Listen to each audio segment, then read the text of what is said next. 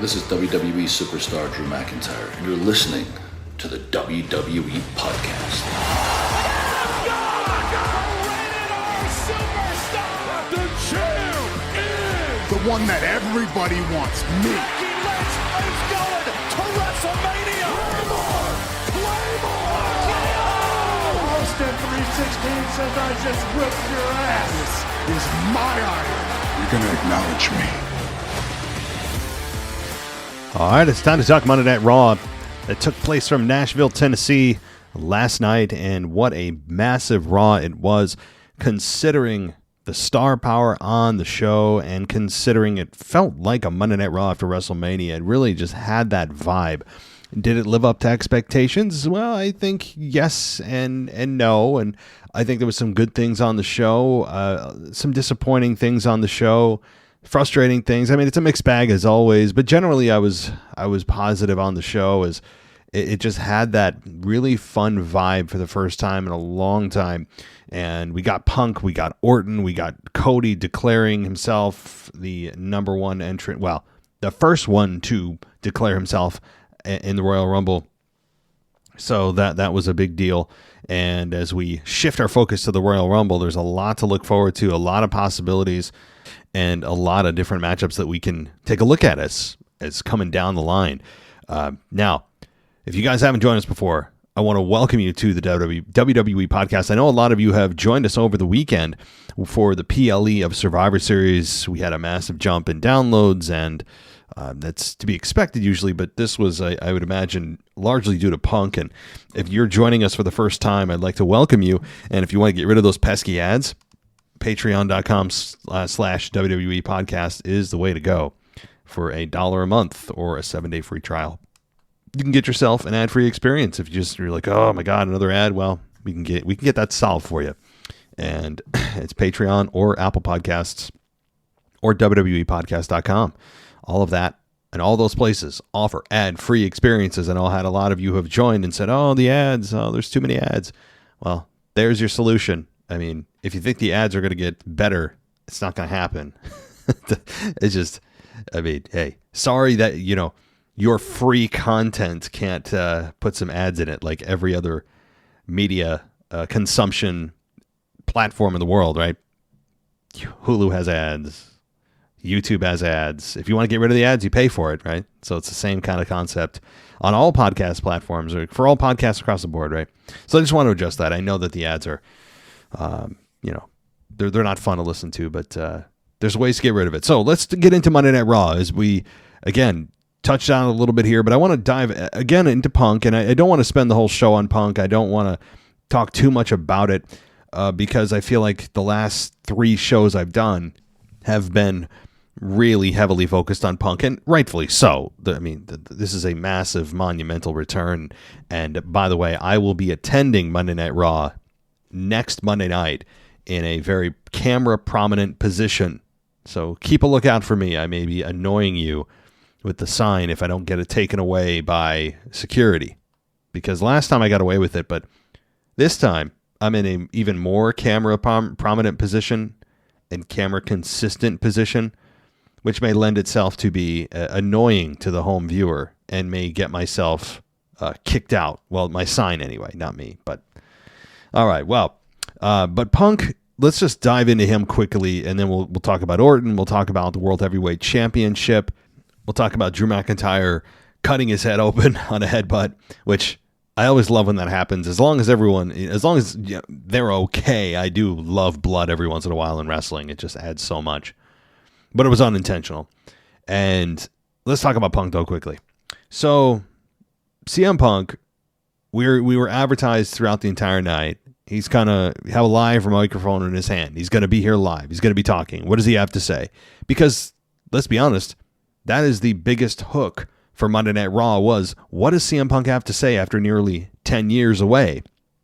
What are his thoughts? What's going on? And we finally get to it, which was at the end of the show. And I understand why. I originally heard that he was going to open the show, but given the fact that that was the big hook for the show, you want to keep viewers engaged till the end. I understand that. I'm not complaining about it whatsoever. But Punk really, he didn't do badly on the mic at all. In fact, I enjoyed his promo, but did it not feel super short? Did it not feel like after 10 years, that's all we get? And look, I know what everyone's going to say. Well, he has more time to talk. This isn't his only opportunity, or whatever the case. Or time management. I heard Bruce Pritchard is the one who was in charge of Raw, and he mismanaged time, and blah, blah, blah, blah. Okay, let me run through these excuses. Number one, if Bruce Pritchard is the one who is in charge of time management for Raw, and the segments before it ran too long, therefore eating up the end of the show and not allowing Punk enough time to talk as much as he wanted to, then shame on Bruce Pritchard. And honestly, how do you screw that up? I mean, not for the fact that it's not easy to run a 3-hour show with all these little nuggets and segments. Of course it's not easy, but that should be the sole focus of your night is give Punk enough time to talk. That's what people are here to see. To be honest, I mean, yes, Orton was there, of course, other people, but that was the biggest hook, was what does CM Punk have to say? And you cut him short. Okay, that's one excuse for Punk's promo being so short, which was about 5 minutes. And that's inexcusable for Bruce Pritchard. That's not an excuse for me. Something of this magnitude, you can't screw that up. Sorry.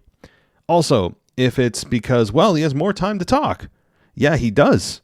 Okay, even if he's here for a multi-year deal, here's the thing. I understand that, but the first promo back is the promo you want to hear. It's the one that solidifies yourself back in the company. It's the one that people will remember. He'll have more promos down the road, and he'll start to get engaged with wrestler A or wrestler B to start a program that'll lead probably to a Royal Rumble match. But all we have to hear is 5 minutes. I mean, and that's the other thing is number 3. If this was designed to only be 5 minutes, shame on creative for that.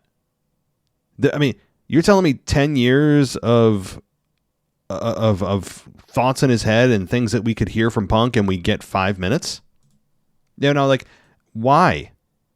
I mean, again, I know he has time to talk down the line, but I want to hear more about the stuff that, was going through his mind while he was away, or exactly why he's back, which apparently, I don't apparently know. I heard from his own mouth that he's there to make money, not friends. Okay, fine.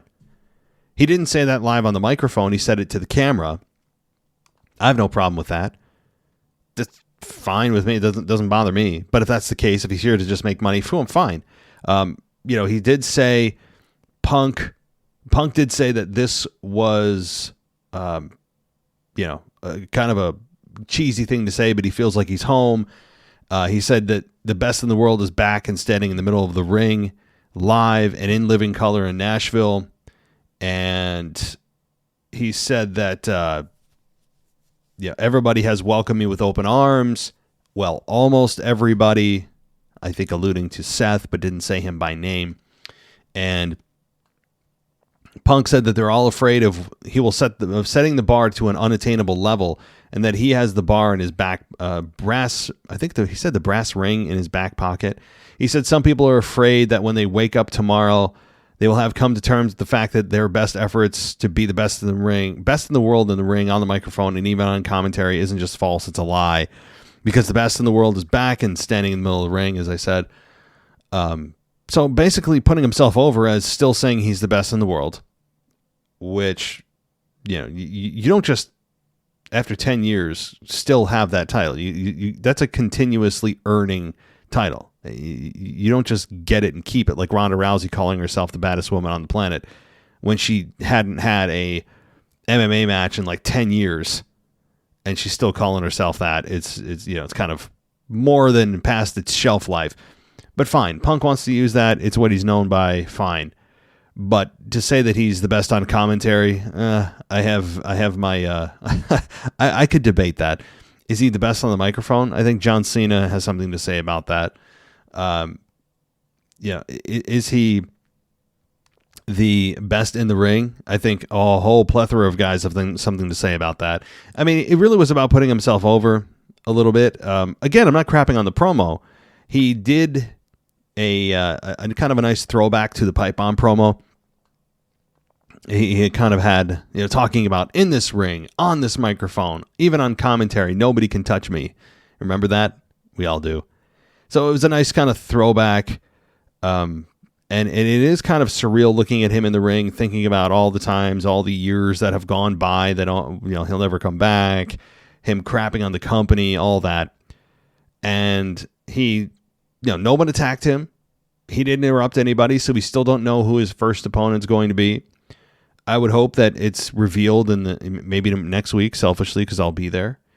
So I don't know. I'm not exactly sure what the first matchup is going to be. If it's Seth Rollins, I think that's jumping the gun a bit, but I wouldn't hate it. It looks like they might be gearing up for Seth Rollins versus CM Punk at WrestleMania. So we'll see. But the shout out to AJ Lee was cool too.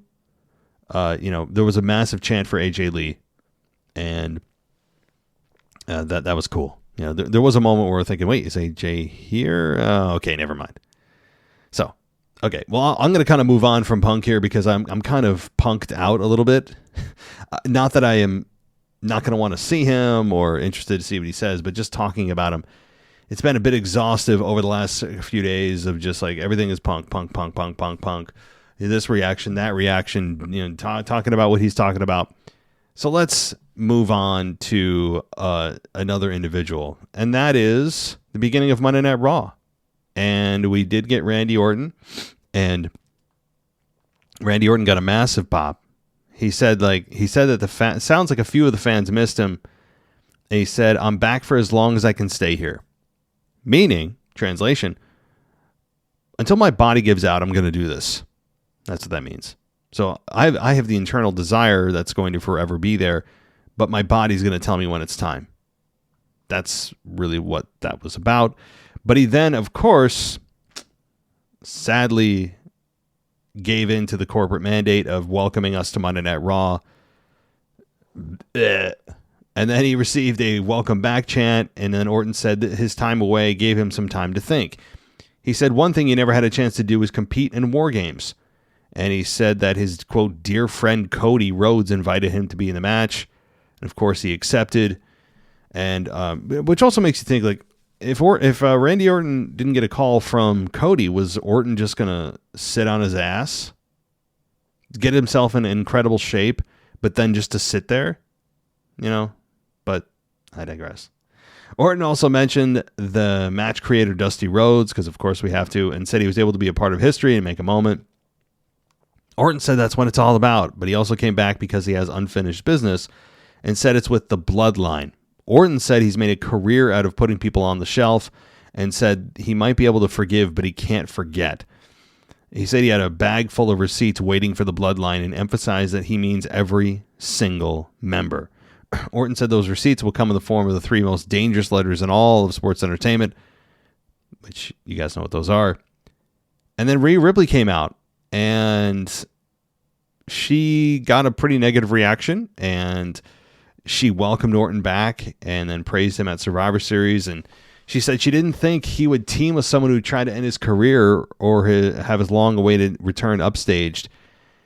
And Rhea Ripley said that Orton doesn't seem to realize that the landscape has changed and that Survivor Series is just a bump in the road.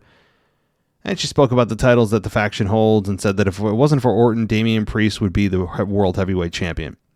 Ripley said Orton came back and made enemies. And she told him to stop focusing on the bloodline and said that unlike the bloodline, the Judgment Day gets the job done.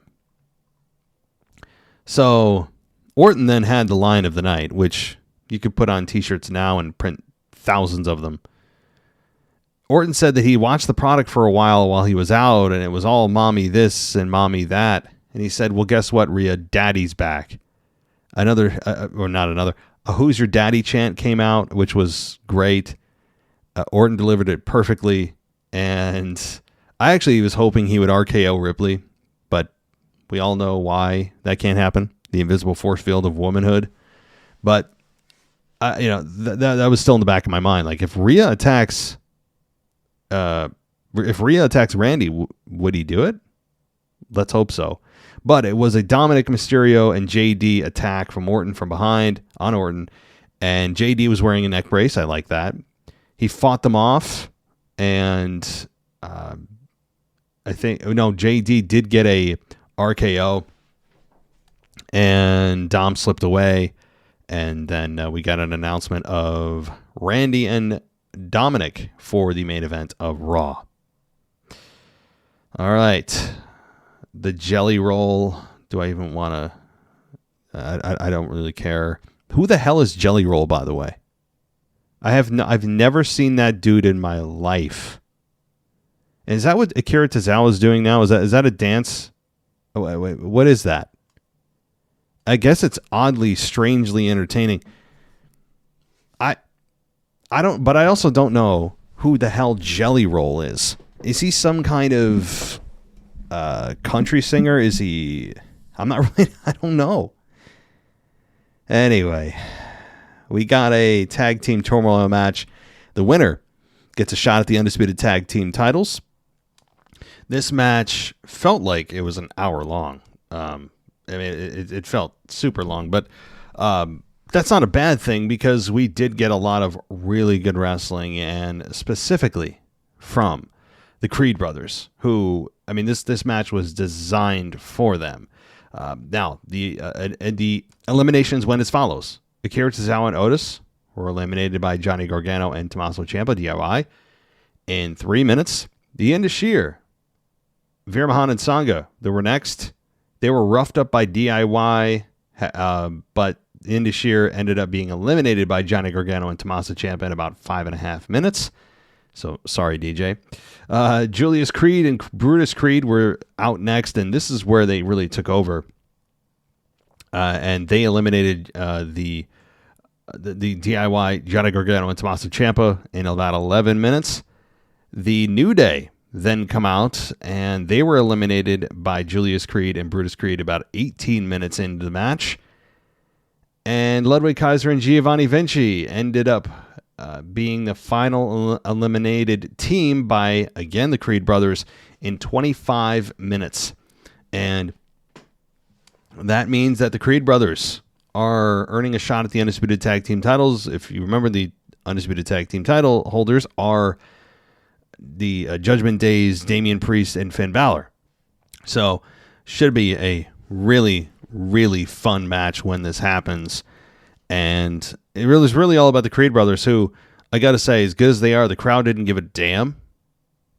The crowd really didn't care about the Creed brothers. But how could they? Again, the assumptive perspective is that you don't have a lot of fans who are watching the main product who watch NXT. So a lot of them are probably looking at this saying, who and why should I care? But what this team was able to do was bring you in through their work without even saying a word, without really knowing who and what they are. If you didn't watch NXT, you now know that they busted their ass, that they have a lot of natural strength. They have a really good amateur background, as Michael Cole was putting them over like $1 million, doing a great job giving us the actual credentials of these men in the match. They did a great job all around. And I enjoyed this match. It was slow at times, yes, but the right team won. They're going to challenge the Judgment Day for the tag titles, and I would imagine it's on a Monday Night Raw. Again, we have might actually be 7 more weeks of TV to fill. So you can bet your bottom dollar that the Tag Team Turmoil match, or the Undisputed Tag Team title match, is probably going to take place on one of these Monday Night Raws before the holidays hit. So maybe in the next couple of weeks, we'll get that match. All right, Cody comes out. And he's, of course, in his suit, and he asked the Nashville crowd what they want to talk about. He said there are so many stories coming out of the weekend, and he thanked all of his teammates. He said Cody said that Orton was a mentor to him early on and remains that to this day. He recalled Orton allowing him to finish off Damian Priest with the Crossroads, and not just any match, but ready, guys? Ready for this? I'm sure you're not ready for this. It's pretty emotional, and breaking news. I feel like I'm giving away things I shouldn't be. I feel like I'm telling a secret I shouldn't tell, and letting you know that Cody's dad. I don't know you may not know who he is, but he's a guy called Dusty. That's what it is.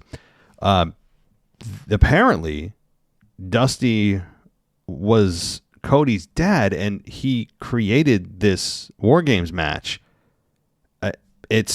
I don't know. I have to look at who this Dusty guy is, because apparently this guy is a pretty big dude, a pretty big deal. Cody's dad was a pretty big deal, I guess, and it was really emotional hearing that Orton allowed Cody to get that victory in his dad's match. That's wow. Phew, that is pretty emotional.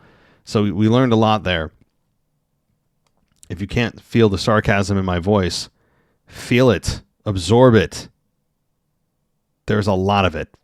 But Cody talked about that. He got choked up. I don't know if that was genuine or not.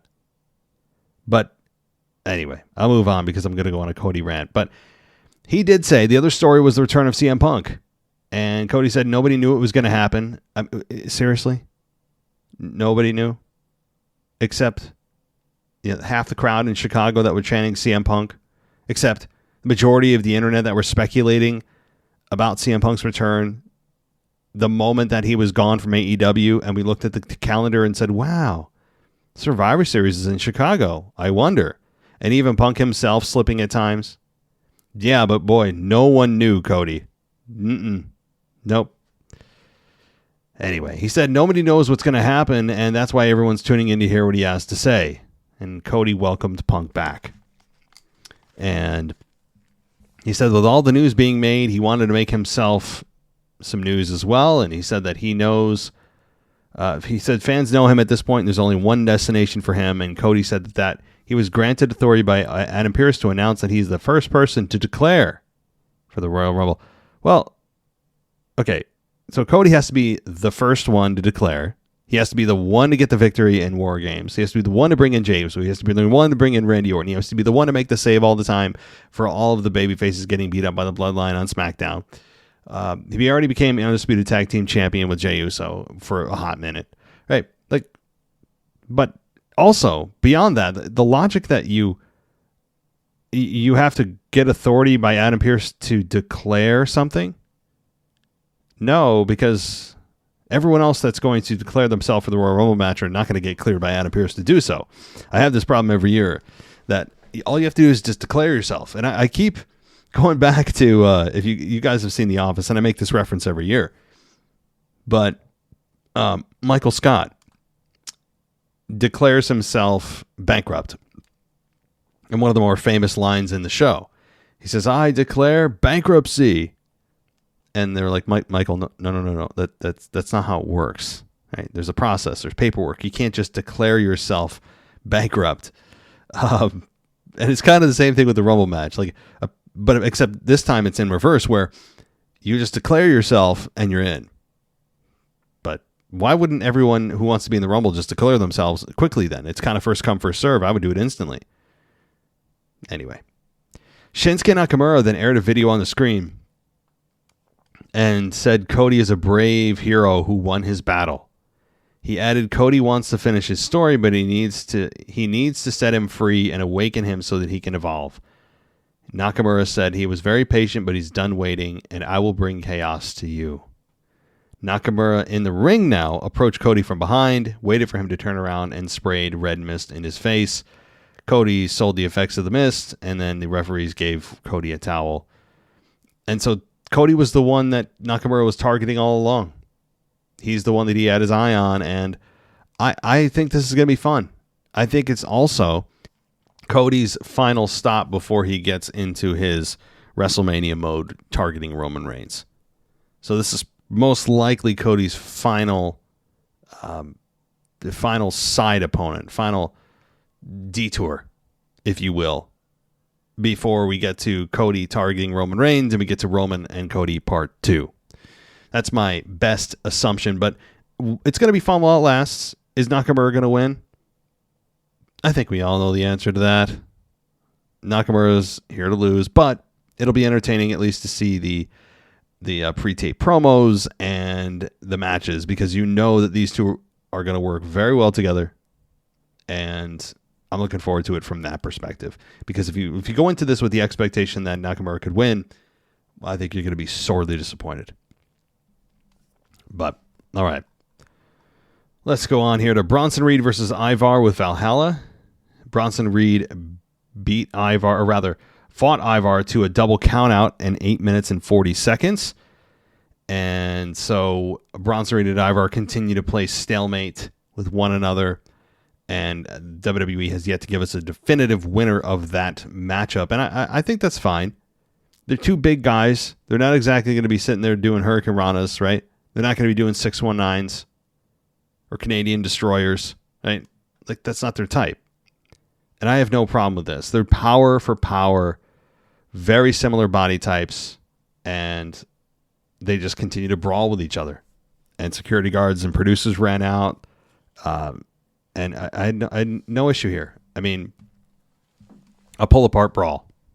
But, okay. Let's see. We got a footage aired from Shayna Baszler telling Zoe Stark she'd be the only one on the main roster for a short period of time, and she would get another title shot. And Nia Jax showed up and said Stark took Rhea to her limit. I love that. Why? No, she didn't. Stark didn't even come close. There are certain lines in the company that everyone just continues to repeat, and it's just no. Zoe did not take Rhea to the limit. It seems everyone takes everyone to the limit. I know they do that as kind of an oversell to get everyone over, but it gets no one over because apparently everyone's on equal footing all the time. Anyway, Stark and Baszler looked annoyed while Jax spoke about how she would be champion, and Baszler told her to shut her hole, and Stark challenged Jax to a fight, and that's exactly what she wanted.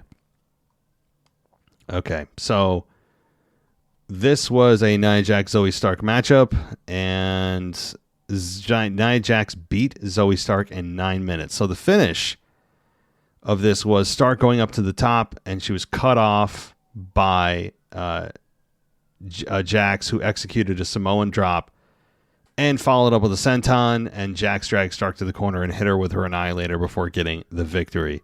So it's all kind of Zoe Stark showing fight, showing guts, and at the end of the day, she loses. And I'm not, as much as I don't like Nia Jax, it's the right call in this scenario, because sometimes you need to tear someone down to build them back up, and you need to see them lose in order to feel something for them. And Zoe Stark has yet to make that connection with the crowd, but a good way to get them to feel some kind of sympathy over time is to have her fight and fight and fight and put on good matches and cut as good promos as you can, find out who you are, but learning how to win in a loss by showing the fans that you can kill it in the ring.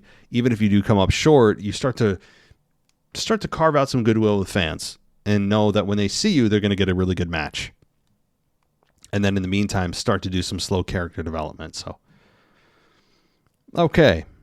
We did get Miz and Gunther backstage after Gunther interrupted Kaiser and Vinci, who were bickering backstage.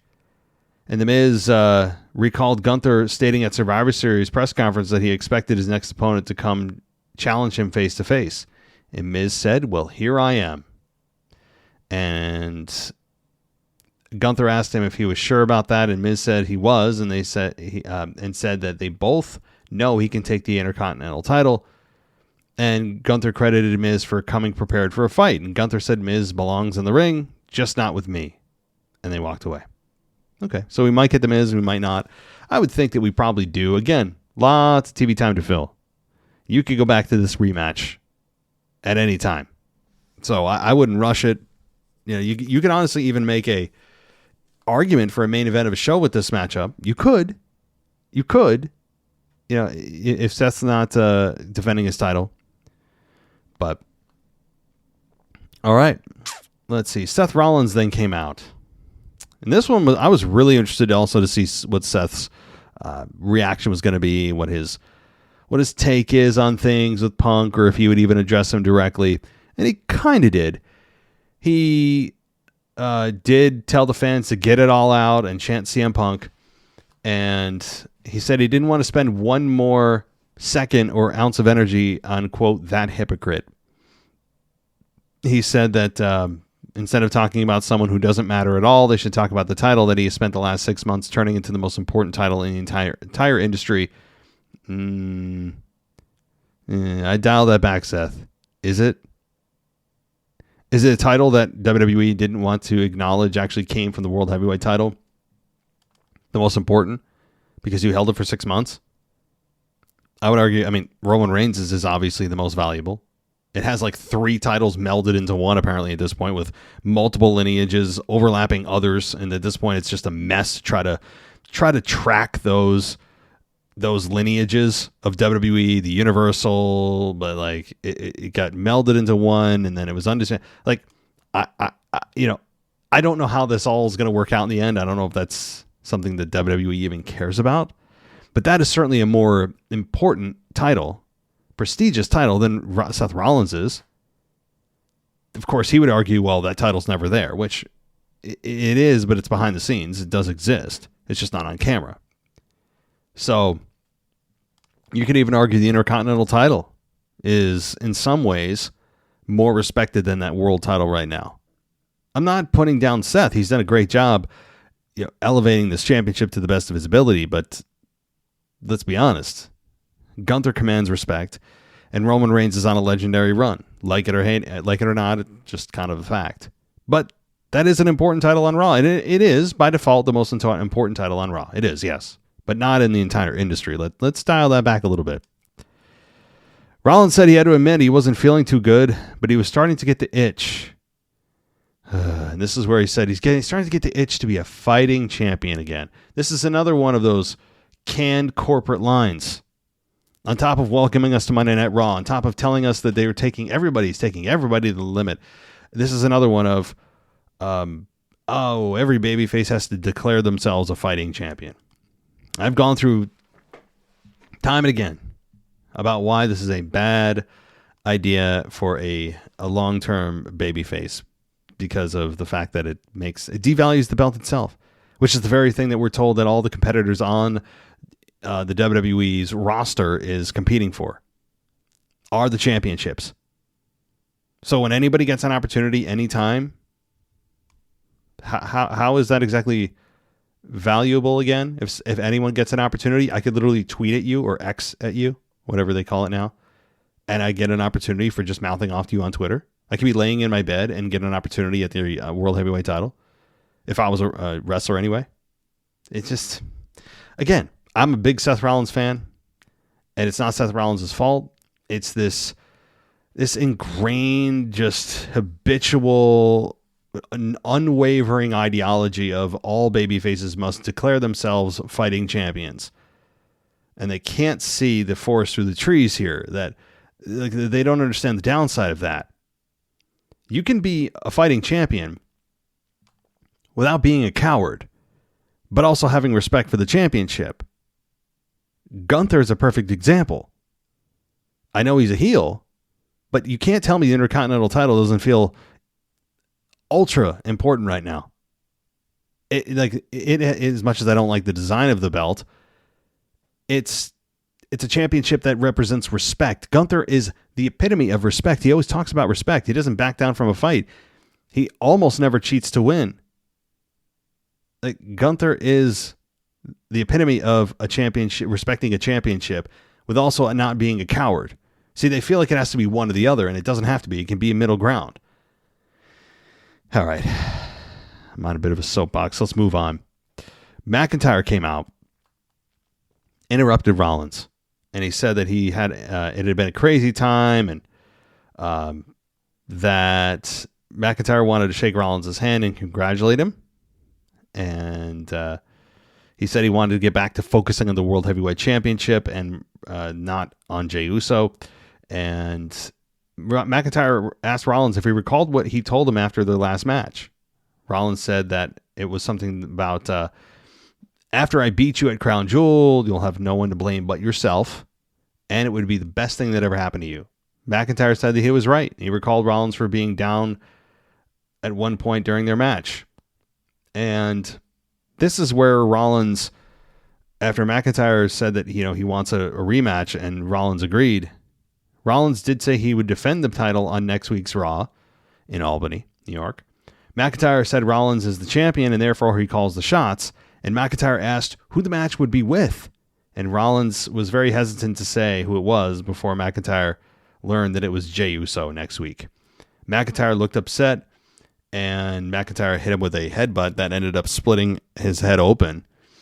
McIntyre's head, that is, because he hit his head on Rollins' belt. That's what he did. He didn't actually hit Rollins' own head. That would have been a double disaster. McIntyre accidentally bumped his head the hard way on Seth Rollins' World Heavyweight Championship. But he seemed okay. And like I said, color, as the boys put it, is sometimes the best thing that can happen. And I really love that. As long as everyone's safe, there's no issues. I love blood. I miss it. So, McIntyre is obviously upset at Rollins and he feels slighted. But here's the thing. Can McIntyre does McIntyre have to have his opportunity next week? I know that he's slighted because he feels that Jey Uso jumped the line, but McIntyre just lost, number one, the 2 nights before that. And also, you're telling me that you can't just get an opportunity by challenging Rollins the very next night or the very next week? I mean, he said he deserves an opportunity. Rollins is a fighting champion. Why couldn't Drew have just waited a week? I don't know. But it continues to push Drew down a dark path, and I like it. So, let's see here. Then we did get an announcement of Zayn and McIntyre for next week after they had a bit of a cross-up backstage. Sami Zayn continues to be really good on promos and he talked to McIntyre about knowing what defeat tastes like, and I had to deal with the same thing and disappointing my friends and my family. I've dealt with everything you have, but times 10 and all this. All good points. Sammy, can we stop yelling every promo? It's like he's adopted the Dolph Ziggler school of promos. Everything has to be yelled by Sammy. He gets so emotional so quickly. Can he just, for once, maybe have kind of a normal voice? I love Sammy. I really do. And the content of his promos are good. But I just noticed over the last several weeks, every promo he cuts, he's yelling. Relax, bruh. All right. But I love Sammy. I do. Then we got Chelsea Green and Piper Niven. And to Samantha Irvin's credit, she's great. I love Samantha Irvin. And the ring announcer.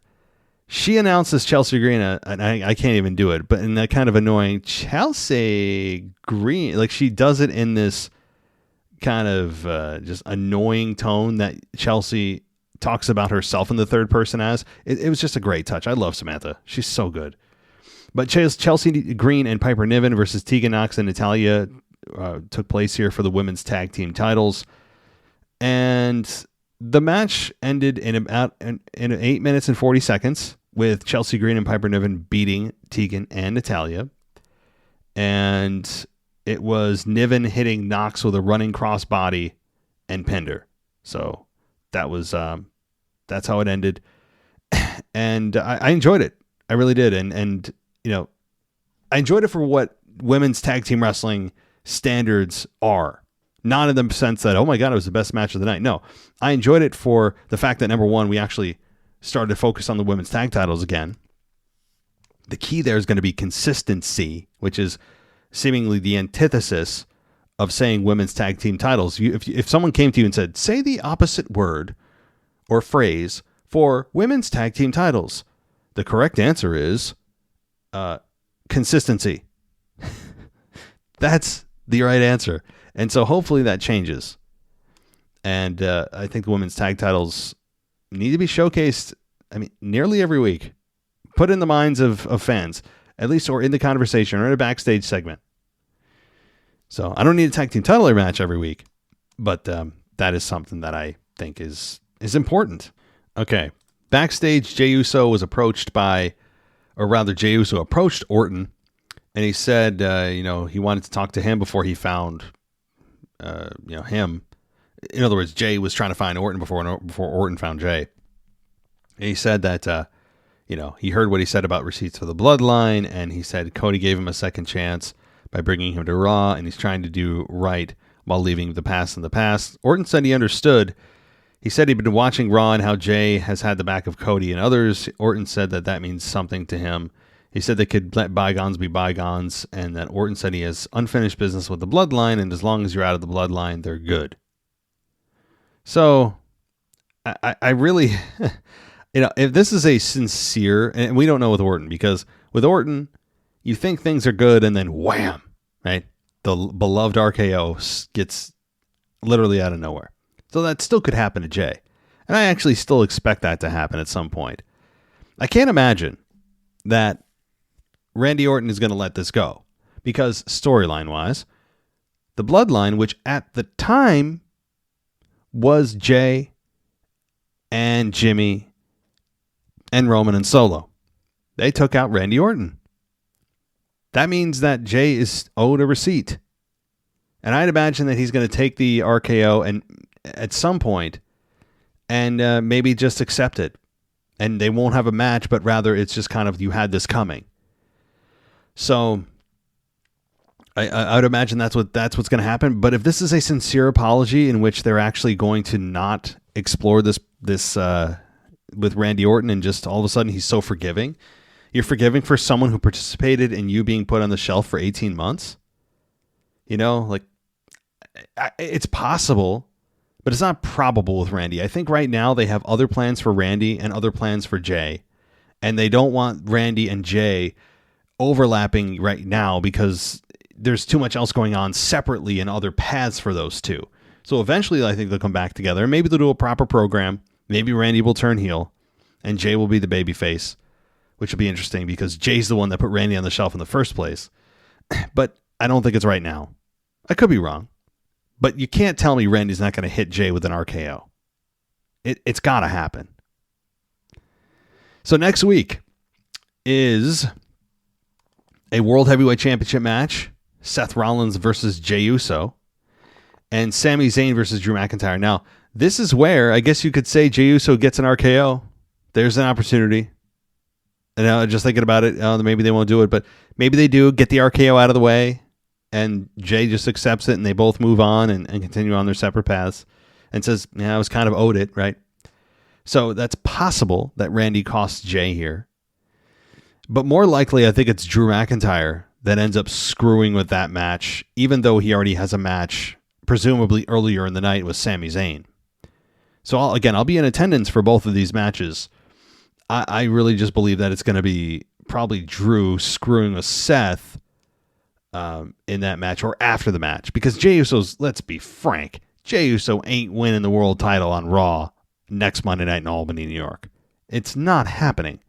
So it's going to be a lot of hanky-panky, or which I'd imagine is going to happen, because when you think about this, I don't think it really would be good for either man to win clean. I don't think you want Jey to beat Seth in any capacity, clean or not, because Jey, he's not at that world title level, and there's just too much with Seth that you could still do. You can't have Seth beat Jey because Jay's on a roll. They're trying to build momentum for Jey, and they're just both in a position where they both really shouldn't lose. So what do? DQ? Probably a DQ finish. Whoever wins that DQ doesn't matter. No title changes hands. So you could have Drew interfere, and maybe Randy Orton interfere. And maybe that's where you get a fatal four-way for the Seth's world title. I'm just spitting at the wind here, guys, but maybe that's what happens. Or you get a fatal four-way, not title match, but just a fatal four-way match, non-title. Maybe that's what happens in the following week on Raw. So that's what I expect. I expect a lot of hanky-panky, wonky-donkey stuff. It's a book, by the way, Wonky Donkey. How do I know that? Well, having a 5-year-old son is how I know. But that's what I expect. A lot of wonky stuff because neither man can afford to lose clean. So that's probably how it's going to go down. I don't expect CM Punk to get involved in this. I really don't know when Punk's gonna he may not even be there next Monday night. Honestly, CM Punk, if he doesn't show up on Monday night, there's gonna be a lot of angry people because now that Punk is back, everyone is gonna expect Punk to be there every week. I would think he is. Right now, he's not advertised for anything, but I don't even know who he targets, or maybe someone targets him. I don't know.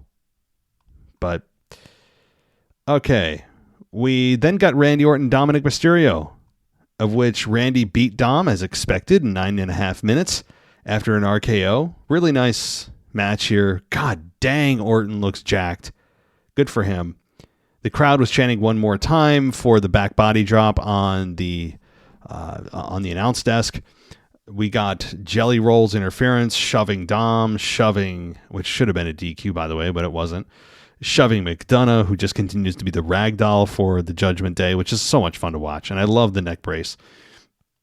And this is where we got Orton hitting the RKO to the crowd's delight. He paused a bit and got the victory on Dom. And that RKO was, boy, have I missed the RKO. It's so good. Oh my God. And here's the thing.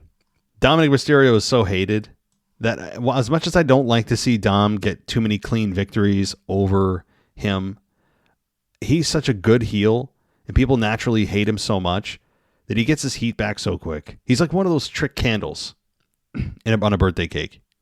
I don't know about you as a kid, but every time from the ages of 5 to 12, I would always hope that my candles on my birthday cake were trick.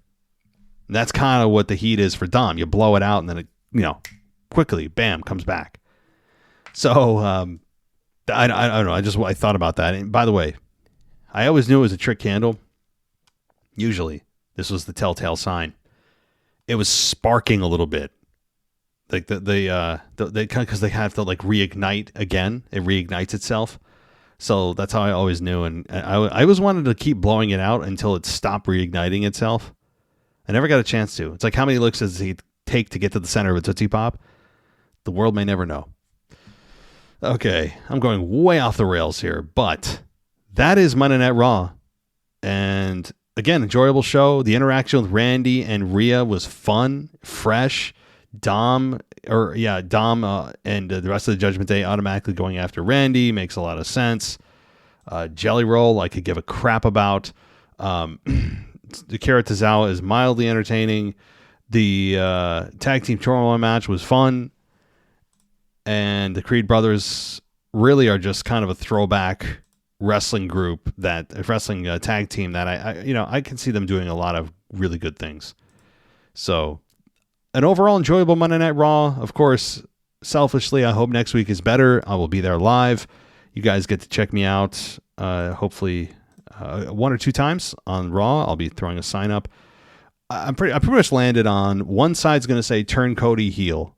The other side's going to say the WWE podcast. That's pretty much it. I have a double-sided black and white sign. And that's it. A white sign, black letters.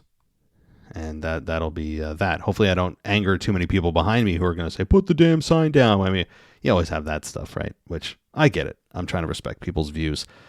All right. That'll do it for me, guys. Again, if you want to go ad-free, I know you've heard a lot of ads throughout the show. If you haven't joined Patreon, you've heard a lot of ads, and you're saying, oh my gosh, every 8-9 minutes here, what the heck? Well, you can get rid of those ads for $1 a month or for free.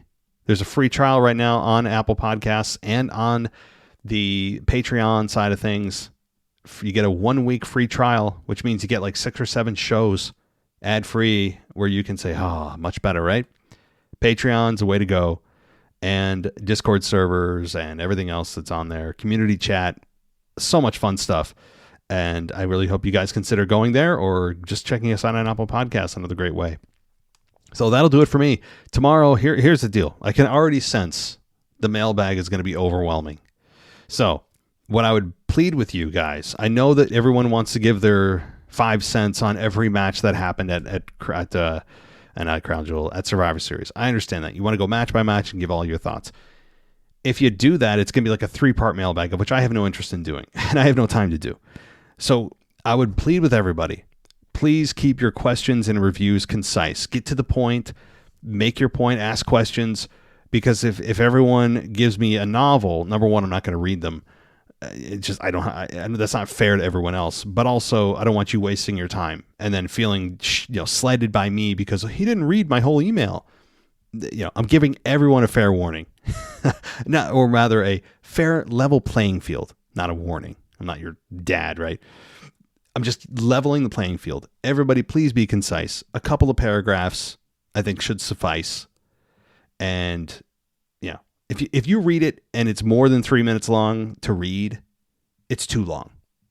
Because someone out there is going to say, well, 2 paragraphs, I could put a lot of words in 2 paragraphs. No. How about a time limit? If you read what you wrote and it's more than 3 minutes to read it out loud, change it. Okay? I'm just trying to get everyone on the show and keep the pace moving for the show. So I really would appreciate that, guys. If you write a long email, I'm going to pick and choose. All right. So I will still read your email if you write a novel, but I'm going to pick and choose, the things that you send in, just out of fairness to everybody. So, all right, that'll do it for me, and I really appreciate it. But the mailbag's going to be fun tomorrow, guys. I'm sure you guys you'll have a ton to say on Punk and Orton and McIntyre and the world title match. It's a great time to be a wrestling fan. This is the most fun I've had as a wrestling fan. Even though I know I spend a lot of time criticizing little things that WWE does, this has been the most fun that the product has felt in a long time. And not just because of the returns. It's just the overall feeling of the product, which I went over last night with Anthony DeMarco on our current state, which you guys should check out. But thank you, everybody, for joining me. Take care. I'll talk to you next time. Thanks for listening to the WWE Podcast. Don't forget to subscribe on your favorite podcast app so you don't miss a show, or head to WWEpodcast.com. And for all of these shows ad-free, head over to patreon.com/WWE Podcast. Until then, we'll see you next time.